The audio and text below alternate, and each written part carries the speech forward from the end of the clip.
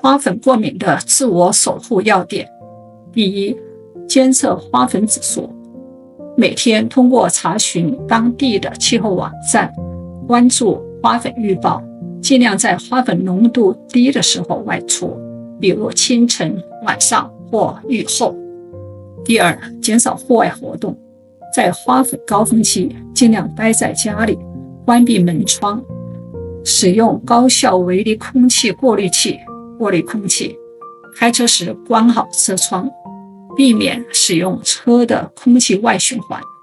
第三，防护措施，外出时最好戴上口罩、墨镜和帽子，防止花粉接触眼睛和呼吸道。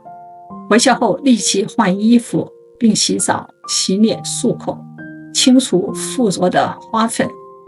有可能的话，将外衣、鞋子留在室外，比如说车库。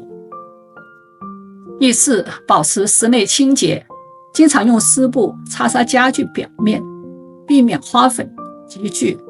使用带有高效空气微粒过滤器的吸尘器清理地板。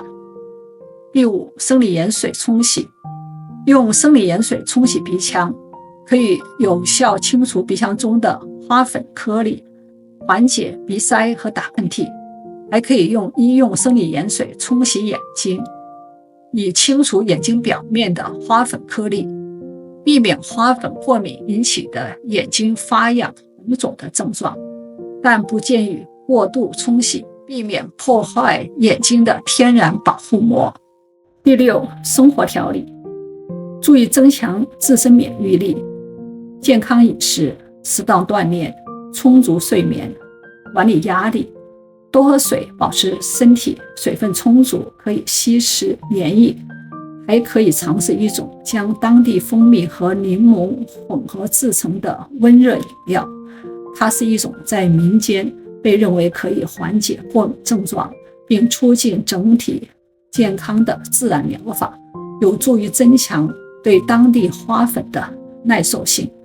尽管目前科学证据有限，具体是将1汤匙的当地生蜂蜜、1汤匙的新鲜柠檬汁、1杯大约8个盎司的温水混匀，每天喝一次这种饮料，最好是在早上喝。第七，药物辅助，如果症状较重，可使用一些非处方抗过敏药。针对鼻塞、鼻痒、打喷嚏，可以使用鼻喷雾剂 Flonase Nasal Spray。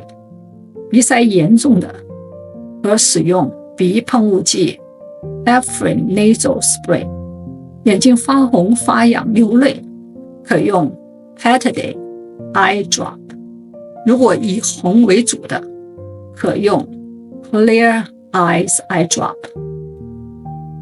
配合使用口服抗组胺药效果更好，常常可选用 Claritin、Allegra 或 Zyrtec 等等。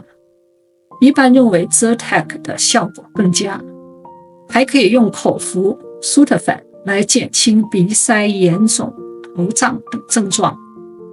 如果有喉部的痒痛或咳嗽，每天可多次用淡盐水漱口，这样可清洁口腔，增加喉部的舒适感。